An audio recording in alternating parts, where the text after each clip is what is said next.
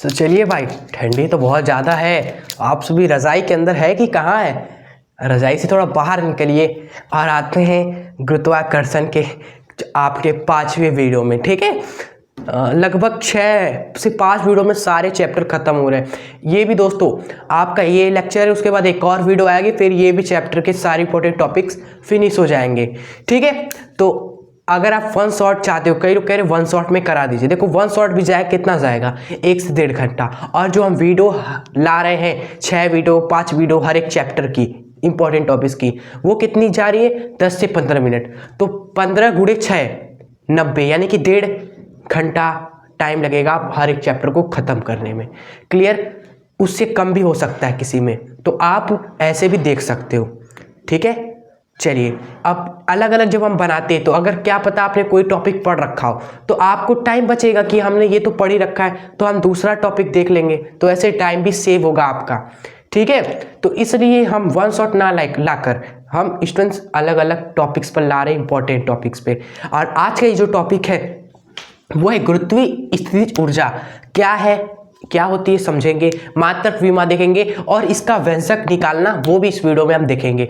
Exam में ऐसे आता है कि गुरुत्वीय स्थितिज ऊर्जा क्या है, इसका व्यंजक प्राप्त करिए, या गुरुत्वीय स्थितिज ऊर्जा क्या है, इसका मात्रक विमेय सूत्र लिखिए। ठीक है, सो बहुत ही इजी टॉपिक है, बहुत ही आसान तरीके से इसको हम समझेंगे। ठीक है, कुछ भी आपको रटना नहीं है, ये आप विश्वास मान के इस वीडियो को लास्ट तक देखिए। चलो तो इस प्यारे वीडियो को कर देते हैं स्टार्ट। हाँ तो स्टूडेंट्स देखिए, गुरुत्वीय स्थितिज ऊर्जा आखिर क्या होती है।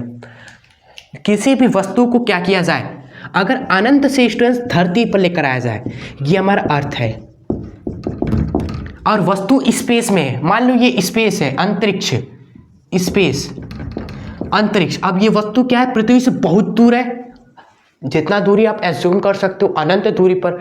अब इस वस्तु को स्पेस से अगर आप धरती पर लेकर आओगे तो कुछ तो कार्य करना पड़ेगा। ठीक है, कुछ तो कार्य करना पड़ेगा स्टूडेंट। जब आप अनंत से लेकर आओगे इस वस्तु को पृथ्वी पर किसी भी बिंदु पर आप लेकर आओ, ठीक है, वही जो कार्य आप कर रहे हो वही गुरुत्वीय स्थितिज ऊर्जा होती है। ठीक है स्टूडेंट्स। हाँ अब देखिए, थोड़ा सा एक बात यहाँ पर ऐड करना चाहेंगे इसी में कि देखिए पृथ्वी आपका क्या कर रहा है, गुरुत्वाकर्षण बल लगाएगा कि नहीं? आप कहोगे बिल्कुल लगाएगा। तो स्टूडेंट गुरुत्वाकर्षण बल लगाएगा कहाँ पर? इसी एरिया में ना, इसी एरिया में चारों तरफ। जिस एरिया में गुरुत्वाकर्षण बल लगाएगा उसको बोलते हैं गुरुत्वीय क्षेत्र। क्या? गुरुत्वीय क्षेत्र। जिस क्षेत्र में गुरुत्वाकर्षण बल पृथ्वी लगाता है उसको बोलते हैं गुरुत्वीय क्षेत्र। ठीक है स्टूडेंट्स, ये है आपका गुरुत्वीय क्षेत्र एरिया, जिस एरिया में गुरुत्वाकर्षण बल लगता है। तो अब देखिए मॉडिफाई कर रहे हैं चीज़ों को, समझ आएंगे अच्छे तरीके से। अब सुनिए, फिर से मॉडिफाई किया हमने। अब वस्तु को अंतरिक्ष से या फिर अनंत दूरी से गुरुत्वीय क्षेत्र के किसी भी बिंदु पर लाने में किया गया कार्य आपका गुरुत्वीय स्थितिज ऊर्जा कहलाता है। ठीक है, आप किसी वस्तु को अनंत से भाई किसी गुरुत्वीय क्षेत्र के किसी बिंदु पर आप लेकर आ जाओ, उसमें किया गया कार्य क्या होता है? गुरुत्वीय स्थितिज ऊर्जा होती है। ठीक है, इसमें जो आप कार्य करोगे वही गुरुत्वीय स्थितिज ऊर्जा होगी। क्लियर टॉपिक आप सभी को? अब इसका व्यंजक आइए हम निकाल देते हैं। क्या हमें कर रहे हैं, हमें कार्य तो निकालना है स्टूडेंट्स। ठीक है, और यहाँ पर एक डाउट आपका क्लियर करते हैं भाई। हम देखो फिजिक्स में आपका बिल्कुल कंफ्यूजन नहीं पैदा करना चाहते। जहाँ कंफ्यूजन आया आपको चीज़ें बेकार लगने लगेगी, बिल्कुल ही इंटरेस्ट नहीं बनेगा आप फिर आगे। देखो कार्य आपने पढ़ा था हमारे साथ, कार्य वाला चैप्टर, कार्य ऊर्जा शक्ति, उसमें हमने कार्य को समझाया था, आपको याद है? हमने आपको बताया था कार्य किसके बराबर होता है? F.S, यानी कि बल और विस्थापन के बीच में करते हैं अदिश गुणनफल। अदिश गुणनफल कब करते हैं? जब स्टूडेंट्स हमें सदिश के रूप में ये दिए हों, जैसे F आपका I कैप J कैप के रूप में लिखा हो, विस्थापन आपका I कैप J कैप के रूप में हो, तो हम अदिश गुणनफल करेंगे, कार्य आएगा। दूसरा मेथड ये हो सकता है कि आपको बल सदिश के रूप में नहीं दे, आपको कहे बल है 10 न्यूटन, विस्थापन है 2 मीटर का, कार्य निकालो, तो ऐसा ही आप गुणा कर दो, 10 दूनी 20, जुला गया आंसर।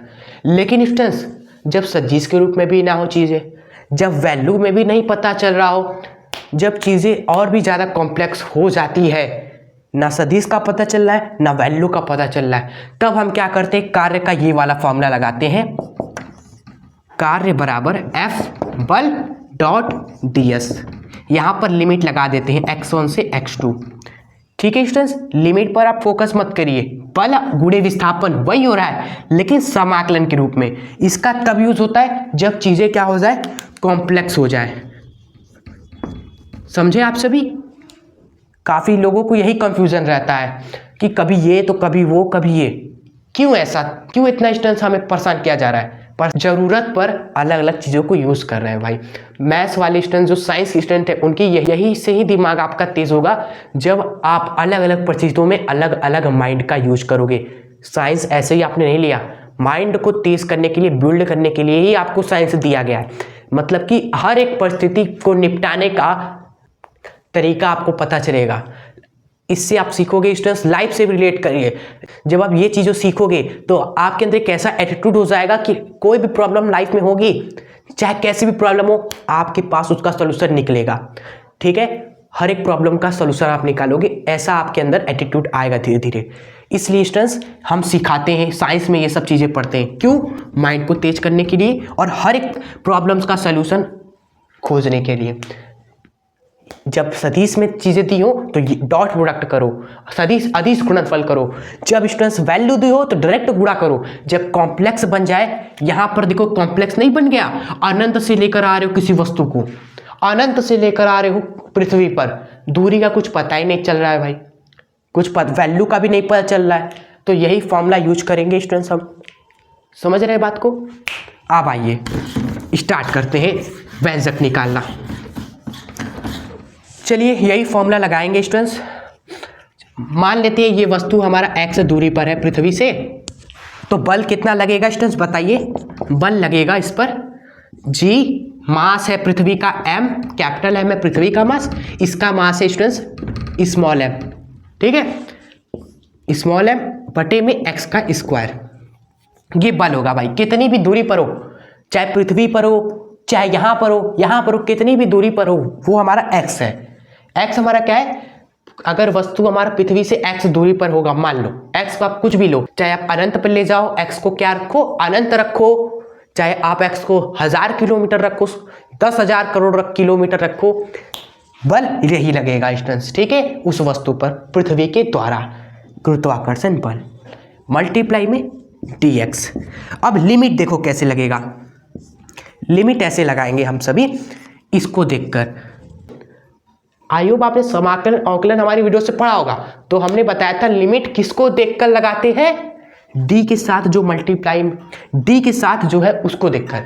ये है स्टूडेंट्स दूरी वस्तु की। शुरुआत में वस्तु कितना दूर है, अंत में वस्तु कितना दूर है, वो यहाँ पर लिखना है। तो जब शुरुआत हुआ तो वस्तु कहाँ पर है भाई? वस्तु तो हमारी स्टूडेंट्स अनंत पर है, अनंत पर है। तो शुरुआत वाला लिमिट क्या लगाओगे आप? अनंत। उसके बाद वस्तु कहां पर आ गई? लास्ट में कहां पर आई?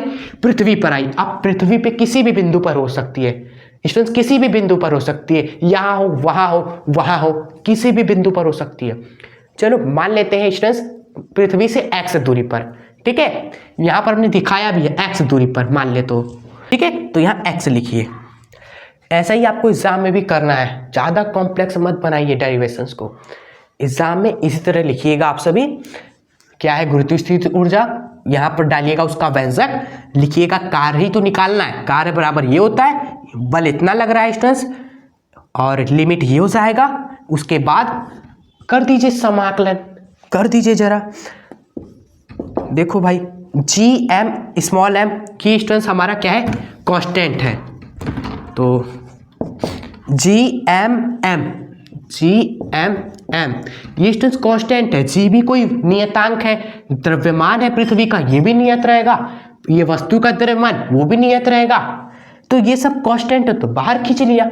अंदर क्या रहेगा स्टूडेंट्स? ये x, ये बदल रहा है ना भाई, ये बदल रहा है। कभी वस्तु यहां पर हो सकता है, यहां पर हो सकता है, यहां पर हो सकता है, किसी भी बिंदु पर हो सकता है। तो x का तो पता नहीं है कांस्टेंट है कि नहीं, तो इसका ही समाकलन होगा। समझे बात को? समझ रहे कि नहीं? प्लीज स्टूडेंट्स बताइएगा कमेंट बॉक्स में कि क्लियर हुआ कि नहीं आपको कॉन्सेप्ट। हाँ, तो समाकलन होगा केवल अनंत से x तक 1 में एक्स स्क्वायर dx का। ठीक है, चलो करते हैं। कार्य बराबर हो जाएगा g capital M small m। इसका दोस्तों अगर आप समाकलन करोगे, ठीक है, 1 में एक्स स्क्वायर dx का, तो समाकलन का फॉर्मूला लगाइए। ये क्या है स्टूडेंट्स, 1 में एक्स स्क्वायर है, इसको क्या लिख सकते हैं भाई, आप सभी को पता होगा स्टूडेंट्स, हम 1 में एक्स स्क्वायर को x के घाते -2 लिख सकते हैं इजीली, हाँ या ना, हाँ। तो इसको हम लिख देते हैं 1 में एक्स स्क्वायर स्टूडेंट्स, तो इसको हम ये लिख देते हैं।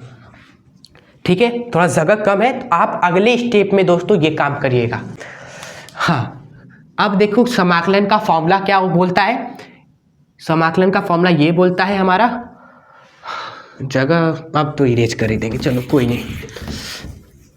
नहीं भाई, अब चलो खुल के करते, इरेज कर दिया, खुश।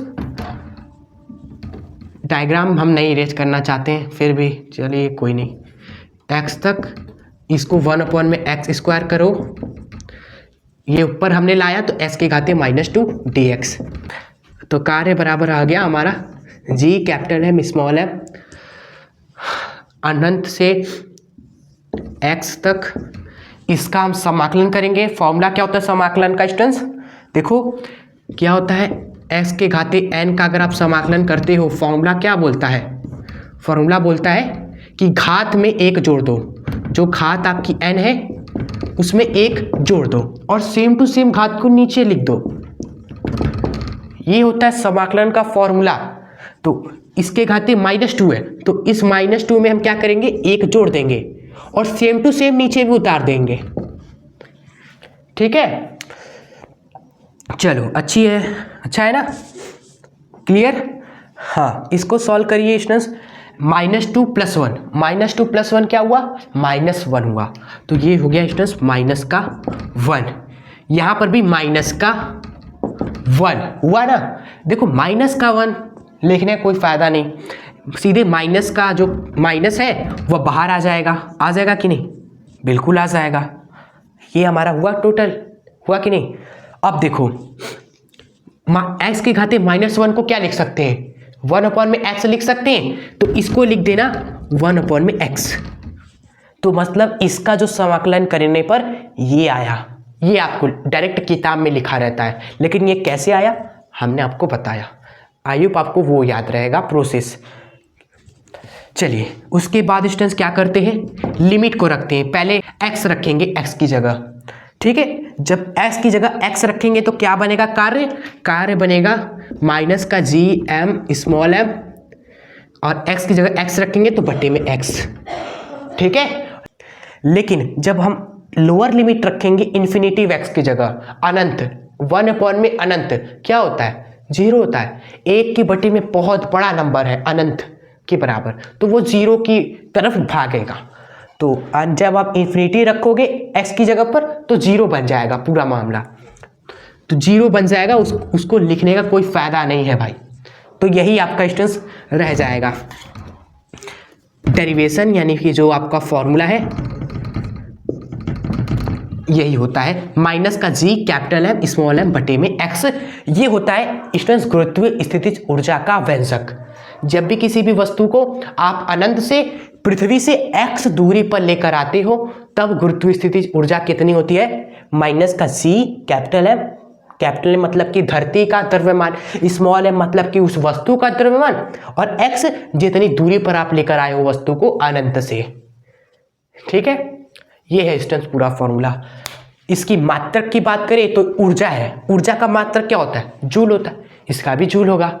विमा की बात करें तो भाई ऊर्जा है, ऊर्जा की विमा जो होती है वो इसकी भी विमा होगी mL² T के पावर -2। हो गया पूरा टॉपिक फिनिश। यही है स्टूडेंट्स हमारे आज का ये टॉपिक। मैं आपसे रिक्वेस्ट करूंगा अगर आपको कुछ चीज़ें नहीं समझ में आई, समझ में आ जाएगा, बस इस व्यंजक वाले पार्ट को जो हमने समझाया, व्यंजक वाला जब हमने स्टार्ट किया, बस वो वाला पार्ट एक बार दोबारा देख लीजिएगा प्लीज़, ठीक है। एक बार दोबारा देख लीजिएगा, बहुत आराम से देखिएगा, ये व्यंजक आपको आ जाना चाहिए इस वीडियो में। वीडियो कैसी लगी कमेंट में ज़रूर बताइएगा, पसंद आई हो तो लाइक करके ही जाइएगा और सब्सक्राइब करके हमसे जुड़ना ना भूलें स्टूडेंट्स, ठीक है। मेरे बारे में आप सभी जानते होंगे, जो नए स्टूडेंट्स हैं उनके लिए स्टूडेंट्स बता देते, मेरा नाम अभिषेक गुप्ता है, ठीक है। और मैं अभी ग्रेजुएशन परसुइंग कर रहा हूँ BSc मैथमेटिक्स। आपके उत्तर प्रदेश का एक कॉलेज है बनारस हिंदू यूनिवर्सिटी, बनारस हिंदू विश्वविद्यालय, वहाँ से, ठीक है। चलिए, आपका कोई भी डाउट हो हमसे पूछिएगा, डेफिनेटली हम आपका उसका आंसर देंगे स्टूडेंट्स, ठीक है। चलो तो मिलेंगे आपसे नेक्स्ट लास्ट इंपॉर्टेंट टॉपिक के साथ इस चैप्टर के, जो कि होगा पलायन वेग, ठीक है। तब तक के लिए स्टूडेंट्स आप खुश रहें, हंसते रहें और आगे बढ़ते रहें। जय हिंद, वंदे मातरम।